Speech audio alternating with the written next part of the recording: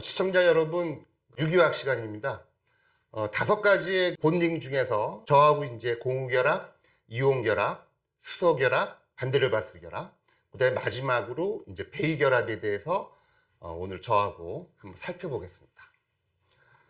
베이결합에 앞서서 왔고요. 시청자 여러분, 지난번에 저하고 한번 그 인간에 있어서 돈을 중심으로 해갖고 한번 제가 전자하고 연관시켜서 설명한 거 기억하시죠? 보통 인간의 돈 같은 경우에 그때 잠깐 얘기해 보면은 생활비가 있다고 그랬고요. 그 다음에 이제 용돈이 있다고 하지 않았습니까? 그래서 제가 이제 원자의 그 전자하고 연관시킬 때는 생활비는 보통 우리가 내부 결속에 필요한 이제 코어 일렉트론하고 제가 연관을 시켰고요. 용돈 같은 경우는 주로 외부 결합용 전자로 제가 연관시켜서 여러분들한테 설명했습니다. 그러니까 여러분들도 뭐 친구하고 같이 결합하더라도 너도 한 10,000원 갖고 와라. 나도 10,000원 갖고 올게. 그래서 이제 20,000원 만들어서 뭐 저녁도 먹고 이제 커피 마시면서 이제 친구 사귀기 하는 것처럼 이렇게 해갖고 인간의 돈도 생활비와 용돈을 나눴는데요. 오늘 개념 하나만 더 집어넣어 볼게요. 여기서 제가 이제 기부금이라는 걸 제가 한번 갖고 와 볼게요. 여러분들도 그 살다 보면은 그 어려운 사람들한테 그냥 돈 기부한 적이 있으시죠? 또 이제 보통 기부하고 잊어버리는 경우도 있죠. 기부금이란 거는 기부를 받은 어려운 사람들이 또 기부를 낸 사람들하고 또 뭔가 어떤 뭐 본딩, 결합이 이루어질 수도 있지만 이 기부라는 거는 또 이제 용돈하고 다른 개념입니다. 사실 여러분들도 친구들 중에 보면 항상 그 얻어먹는 사람들도 있죠? 돈 안 내고 좀 구두쇠 갖고 깍쟁이 같은 사람들은 밥값도 안 갖고 나오고 근데 뭐 상관없습니다. 친구기 때문에 내가 밥값 낼게 뭐 내가 쏠게 하는 관계 설정이 있을 수가 있는 겁니다. 마찬가지로 이 유기화학 물질의 본딩에도 그런 결합이 있는데 여기서 제가 이제 제목을 전자기부라는 말을 갖고 왔는데요. 요거는 자기가 갖고 있는 전자를 그냥 도네이션, 기부를 해서 뭔가 결합하는 데 쓰는 그런 걸 하는 원자들이 있는 거예요. 우리 유기화학 쪽에서는 헤테로 아톰들이 바로 그런 역할을 합니다. 근데 이러한 그 헤테로 아톰들이 바로 이제 뭐냐 하면요. 여러분들 제가 이제 뭐 석유화학이건 또는 고분자에서 올게닉스를 정의할 때 여러분들 카본하고 하이드로전 플러스 알파, 요 알파는 우리가 이제 보통 이제 헤테로 이제 원자라고 얘기했는데요. 요 헤테로 원자에 해당되는 이제 원자들은 보통 전자를 기부를 할 수가 있습니다. 그걸 좀 먼저 설명을 드릴게요. 먼저 제가 몇 번 소개를 했지만 이런 헤테로 아톰에는 어떤 것들이 있는지 몇 개 안 되니까요. 시청자 여러분들은 좀 이렇게 머릿속에 집어넣으세요. 우리가 알고 있는 옥시전, 산소, 질소, 설퍼, 황, 인, 그 다음에 할로겐. 요 5가지 정도 헤테로 아톰만 이해를 하시면은 유기화학 물질을 이해할 수가 있습니다. 먼저 옥시전을 한번 볼게요. 보통 이제 옥시전 아톰을 볼 때 우리들은 일반적으로 옥시전을 이렇게 표시를 합니다. 그 다음에 빼먹지 말아야 할 것이 바로 요거를 빼먹지 말아야 돼요.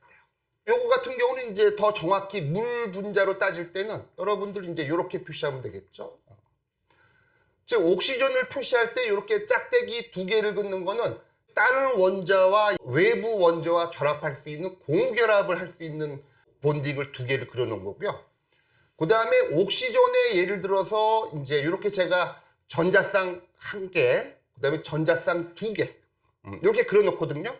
요거를 우리 유기화학에서는 론 페어 일렉트론스, 이거는 이제 복수입니다. 그래서 이제 여기서는 이제 전자 2개를 이제 한 쌍이라고 하는데요.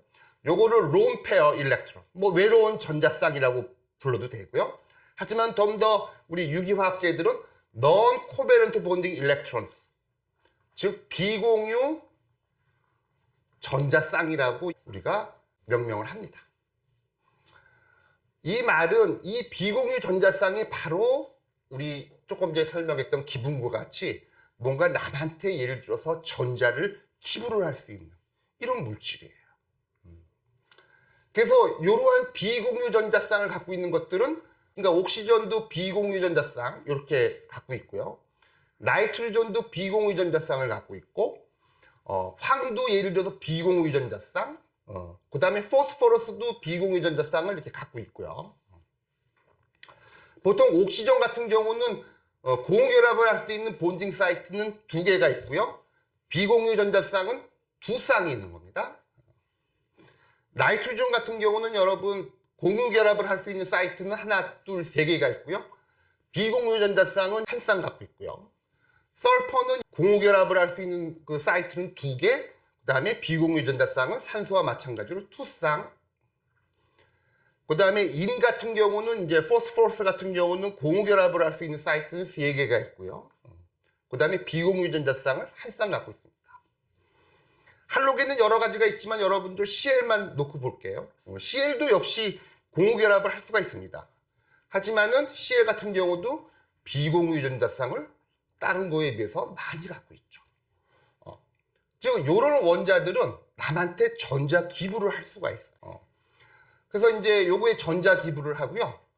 요런 헤테로 아톰들은 우리가 유기화학에서 일반적으로 사용되는 C하고 H하고는 완전히 달라요, 여러분들. 근데 이 다르다는 거가 그냥 다른 거가 아니라 제가 이제 별종이라고 붙였는데요. 요 별종이라는 거가 뭔가 그 정도로 다른 거예요. 여러분들 별종이란 말은 우리들도 인간도 보면은 그냥 평범한 사람들은 그냥 평범하고 뭐 모범생 같다 뭐 이렇게 표시할 수가 나타낼 수가 있지만 저 사람 참 별종이야. 그러면 아주 좀 예를 들어서 좀 뭔가 다른 특색을 갖고 있다 그러는데요. 그거는 이제 어떤 의미에서 별종이냐면은 제가 이제 보통 많은 사람들이 오른손잡이 아닙니까? 오른손잡이인데 그러니까 왼손잡이도 있는 거죠. 그런데 이제 오른손잡이가 바라볼 때 뭐 왼손잡이 뭐 그렇게 뭐 별종이라고 생각을 안 해요. 근데 가끔 여러분들 오른손도 잘 쓰고 왼손도 잘 쓰는 사람 있죠. 그런 사람들 보면은 약간 양쪽성인 거죠. 그런 사람들 보면 저 사람 참 별종이네 이렇게 되는 거예요. 그 말은 또 여러분들도 보면은 가끔 야구에서 오른쪽에서도 칠 수 있는 사람도 있고 왼쪽에서 칠 수 있는 사람, 그런 사람들 보면 뭔가 별종이네 이런 표시를 하는 거예요. 엊그제 야구 게임 봤더니 유현진이가 빠따로 이제 안타도 쳤더라고요. 그거 참 투수가 예를 들어서 안타도 치고 참 별종이네. 가끔 예를 들어서 운동선수인데 은퇴하고 뭐 연예계에 들어가고 개그맨으로도 활동하는 이런 것들 참 별종인 거예요. 그거 참 희한한 게 있는 거예요. 저도 지금 제가 데리고 있는 대학원생들 중에 별종이 있어요. 또 AB형이 또 별종이 많습니다. 저도 AB형이지만. 그건 별종. 근데 이제 이런 것들을 우리들은 헤테로 아톰들이 그런 별종을 나타내고요. 사실은 이러한 헤테로 아톰 때문에 유기화학 물질이 아주 풍부해지는 겁니다. 지금까지 알려져 있는 유기화학 물질이 700만 종이 되어 있는데요. 그 원소들이 C하고 H로만 만들어졌다고 하면은 그렇게 풍부할 수가 없어요. 근데 이러한 이제 헤테로 아톰들이 이제 여기 유기화학 쪽에 들어오다 보니까 아주 풍부한 화합물들, 재료들이 만들어지는 거예요. 그러니까 지금 이제 제 앞에 지금 대학원생도 앉아 있지만 보통 특히 내 대학원생 같은 경우는 여기서 보면 이 설퍼 화합물들, 이 황화합물들. 제 대학원생이 이제 라디칼 중합을 하고 있는데 이제 분자량 조절을 하기 위해서 체인 트랜스퍼 에이전트라는 걸 사용하고 있는데 그 화합물이 바로 설퍼 화합물이거든요. 그래서 이제 설퍼 화합물이라는 거는 예를 들어서 체인 트랜스퍼를 할 수 있는 기능이 있는데 바로 그 이유가 바로 요 설퍼에 있는 비공유 전자쌍이 작동을 하기 때문에 이런 현상이 이루어지는 겁니다. 그래서 이제 우리 유기화학 쪽에서는 이 헤테로 아톰 절대로 무시할 수가 없고 반드시 시청자 여러분들도 유기화학에 관심이 있으신 분들은 요 헤테로 아톰들을 꼭 파악을 하셔야 돼요. 일단 몇 개 없잖아요. 특히 이제 여러분들 바쁘시면은 설퍼하고 인은 조금 뒤에 하시고 옥시전하고 나이트로전만이라도 잘 파악하면은 유기화학 물질이 쉽게 다가옵니다. 그래서 이제 요와 같은 그 헤테로 아톰들은 이제 론 페어 일렉트론 또는 이제 비공유 전자쌍을 갖고 있고요. 그거를 좀 더 멋있는 말로 하면은 영어로 얘기하면 이런 것들 어떻게 보면 일렉트론 돈이라고 얘기하는 거예요. 여러분들 아까 돈을 예를 들어서 기부금이라고 얘기했듯이 이쪽에서도 일렉트론 도네이팅 할 수 있는 이런 개념이 있는 거죠. 근데 여러분들 C하고 H에서는 일렉트론 도너의 개념이 아니고요. 본딩에 이제 밸런스 일렉트론 내놓고 그런 걸로 있기 때문에 좀 달라요. 그래서 보통은 이와 같이 비공유 전자쌍을 갖고 있는 여러 헤테로 아톰들을 갖고 있는 물질들을 우리들은 일렉트론 도너 또는 루이스 베이스라고 얘기합니다. 한국말로는 이제 전자주계라고 얘기합니다. 일단 나온 김에 일렉트론 도너가 있으면 여러분들 반드시 또 뭐가 있겠습니까? 일렉트론 억셉터가 있지 않습니까? 그러니까 이제 돈을 예를 들어서 기부만 하는 사람이 있는 반면에 또 돈을 받기만 하는 사람들도 있죠. 바값 안 내고 맨날 얻어만 먹는 사람. 그런 사람들을 우리들은 이쪽에서 이제 일렉트론 억셉터고, 요거는 또 이제 루이스 베이스에 반대되는 개념으로 루이스 애시드라고 또 이제 우리 유기화학자들은 명명을 합니다. 루이스 애시드의 대표적인 것들이 보통 금속 양이온들. 그래서 뭐 금속 양이온에 보면은 뭐 알칼리 1종, 뭐 2종, 요것보다는 특히 전이금속, 트랜지션 메탈 양이온들이 주로 전자를 항상 받기만 좋아하는 그런 물질들이에요. 그래서 누군가가 뭔가 전자 기부하는 물질만 나타나면 막 번개같이 달려들어요. 그래서 이제 대표적인 루이스 애시드는 예를 들어서 뭐 금속 양이온들, 특히 뭐 알루미늄 같은 것도 있고요. 그 다음에 철 이온이라든지 뭐 이런 것들이 예를 들어서 루이스 애시드에 해당됩니다. 그럼 여러분들, 그래서 이제 우리들은 이제 비공유 전자쌍을 보유한 물질들을 우리들은 루이스 베이스라고 얘기하고요. 여기 이제 다양한 물질들이 있어요. 여러분들 조금 전에 물 한번 설명했는데요. 물도 예를 들어서 루이스 베이스에 해당됩니다. 왜냐하면 H2O에서도 여기에 비공유 전자쌍이 있기 때문에 그렇고요. 그 다음에 이제 암모니아 같은 경우도 NH3는 이제 암모니아 가스죠. 요것도 예를 들어서 비공유 전자쌍을 갖고 있기 때문에 요것도 이제 루이스 베이스에 해당되고요. 그 다음에 여러분들 CO 있지 않습니까? 여러분들 CO2는 뭐예요? 이산화탄소죠. CO는 이제 일산화탄소고요. 보통 우리들이 이제 그릴 때는 C하고 O에 트리플 본드를 그려놓고, 그렇지만 역시 옥시전에 또 뭐가 있나요? 비공유 전자쌍이 있습니다. 일산화탄소. 여러분들 우리 몸속에는 다양한 미네랄들이 있어요. 그러니까 금속 그 이온들이 많이 존재합니다. 그러니까 이제 몸속에서 우리들이 이제 어떤 바이올로지 이런 그 생물학적 반응들이 진행되는데, 이런 거 할 때는 반드시 또 이제 미네랄 이온들이 우리 몸속에 반드시 필요한 뭐 효소라든지 조효소, 뭐 엔자임이건 코엔자임에는 보통 이러한 미네랄 이온들이 많이 있는데, 여러분들 일산화탄소 같은 거가 몸속에 들어오면요, 번개같이 예를 들어서 몸 안에 들어있는 이제 루이스 애시드에 해당되는 그런 효소를 파괴시켜 갖고 여러분들도 일산화탄소의 위험성은 여러분들도 알고 있을 겁니다. 그래서 이제 이런 것들도 어떻게 보면 루이스 베이스에 해당되고요. OH-도 역시 그러니까 특히 또 이온이면서 그러니까 음이온을 띠고 있으면서 예를 들어서 비공유 전자쌍을 갖고 있는 놈들은 더 파워풀해져요. 그래서 보통 하이드록사이드 음이온도, 이것도 음이온이지만 역시 옥시전에는 또 역시 비공유 전자쌍을 갖고 있고요.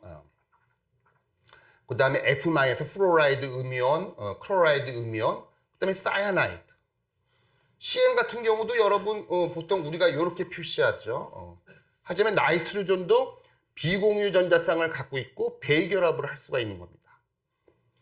여러분들 그저 뭐 이게 사실 이것도 알아야 되는데 청산가리라고 있지 않습니까? 보통 소디움 사이아나이드, 포타시움 사이아나이드 이런 것들도 전부 다 어떻게 보면은 그 위독성이 나타나는 이유가 바로 다 이런 물질들이 비공유 전자쌍이고 이게 어떻게 보면 이제 여러분들도 그 비공유 전자쌍을 보유한 물질을 핸들링할 때는 조심해야 됩니다. 그래서 이제 이런 것들이 이제 루이스 베이스에 해당되고요. 지금 그래서 우리가 이제 전자 기부에 대해서 설명을 드렸고, 그 다음에 이제 베이결합이 도대체 뭐냐? 즉 베이결합이란 거는 어떻게 보면 이제 일렉트론 도너와 일렉트론 억셉터 간의 본딩 이런 것들을 우리들은 베이결합이라고 명칭을 하는 겁니다. 그래서 일단은 이 베이결합은 공유결합하고 다른 거가, 공유결합은 여러분 어떻게 우리가 이해를 했죠? 공유결합이란 거는 전자를 한 개를 주고받기 하면서 결합되는 형태입니다. 즉 공유결합이란 건 예를 들어서 A라고 하는 원자가 전자 하나를 내놓고요. 그 다음에 B라는 원자도 전자 하나를 내놓고 A 입장에서는 전자 하나를 주고 전자 하나를 받고 전자를 주고받으면서 전자 두 개를 같이 쉐어하면서 이루어지는, 그러니까 보통 우리가 이제 전자를 한 개를 주고받기 하는 결합, 그거가 바로 우리들은 공유결합이고, 그거를 우리들은 이렇게 A하고 B 사이에다가 짝대기로 딱 그어 놓는 거죠. 하지만은 예를 들어서 배기결합은 다른 거예요. 배기결합은 A라는 녀석이 비공유 전자쌍을 하나를 일방적으로 주고 B는 받기만 하고 결합되는 거. 그래서 보통은 이제 배기결합에서는 이제 초기에는 보통 이렇게도 표시를 많이 했어요. 그래서 A가 B로 전자쌍 하나를 주면서 결합되는 형태. 그래서 보통은 이렇게 표시하기도 하고요. 최근 들어서는 뭐 그렇게 표시하기도 하고, 화살표 쓰면 약간 거북한 사람들은 보통은 배기결합을 표시할 때는 보통 이렇게 점으로 땡땡땡땡 이렇게 표시해갖고 배기결합을 설명하기도 합니다. 그래서 이제 배기결합도 어떻게 보면은 공유결합의 일종으로 볼 수가 있는 거예요. 그래서 일단은 그 배기결합도 공유결합의 일종으로 볼 수가 있지만, 배기결합은 대부분 이제 금속 양이온이 존재하기 때문에 보통은 공유와 이온 특성이 공존하는 그런 시스템으로 이해하시는 게 맞고요. 그 다음에 이제 보통 이온 결합은 보통 아주 극성 결합입니다. 하지만은 배기결합은 한 중간 정도의 극성 결합. 그래서 보통 반극성이라는 표현을 많이를 합니다.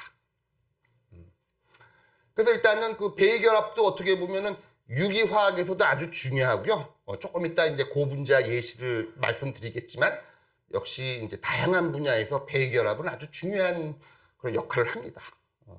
그래서 이제 요 밑에 부분에서는 이제 이러한 배기결합의 어떤 예시를 한번 살펴보겠습니다. 일단은 여러분들 배기결합을 간단하게 도식적으로 설명하라 그럴 때 보통 이렇게 표시하면 맞을 겁니다. 보통 이제 배기결합을 얘기할 때 이런 도식이면 될 겁니다. 그래서 요거는 뭐 한 N 플러스가를 나타내고 있는 메탈 양이온을 나타내고요. 요 L은 보통 요쪽 세계에서 이제 리간드 이렇게 얘기를 하는데, 요 리간드가 요게 바로 이제 전자가 풍부하죠. 그래서 이제 요런 리간드는 일렉트론을 리치하면서 남한테 예를 들어서 특히 이 메탈 양이온한테 전자를 줄 수 있는 일렉트론 도너가 되는 거고요. 그래가지고 요거는 이제 루이스 베이스가 되는 겁니다. 그래서 요 도식이 바로 여러분 그 배기결합을 간단하게 이제 나타내는 이런 건데, 요럴 때 보통 이제 금속 양이온 또는 뭐 전이금속 양이온하고 루이스 액시드의 예를 들어서 인터액션, 요걸로 이루어진 어떤 화합물, 요런 것들을 우리들은 착화합물이라는 표현을 합니다. 보통 이제 컴플렉스란 말도 쓰고요. 또는 이제 킬레이트란 말도 쓰고 있습니다. 한번 들어보셨죠, 여러분들? 일반 화학이나 이런 데서. 그래서 가끔은 이제 또 요런 쪽에서 이제 킬레이션이라는 표현도 있는데, 어떻게 보면 다 배기결합의 연장선상에 있는 겁니다.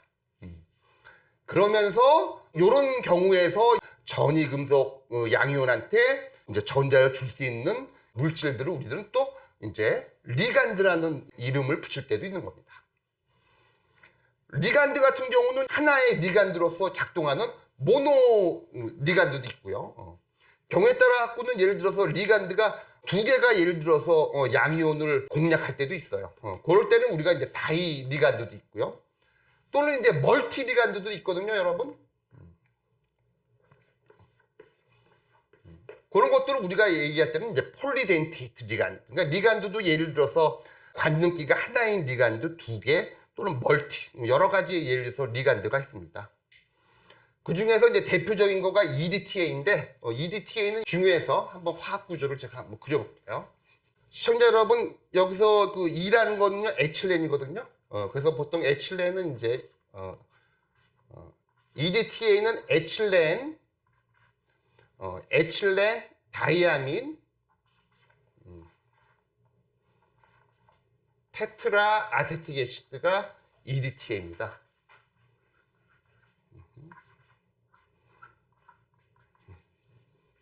그래서 EDTA, 에틸렌 다이아민 테트라 아세틱 애시드고요.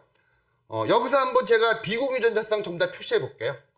여러분 여기서 지금 N에도 비공유전자쌍 있지 않습니까? 여기도 이제 비공유전자쌍이 이렇게 있고요. 옥신에도 비공유전자쌍, 여기도 비공유전자쌍, 여기 다 이렇게 비공유전자쌍이 있는 거죠. 그래서 EDTA는 대표적으로 폴리덴테이트 리간드에 사용되고 있는 거고요. 요것도 여러분들 여러 분야에서 도금 쪽이라든지 여러 가지 쪽에서도 요 EDTA가 예를 들어서 사용되고 있습니다. 요런 EDTA가 사용될 수도 있고요. EDTA도 말고 다양한 이러한 폴리덴테이트 리간드가 여러분들 그 세제에도 일부가 포함되어 있습니다.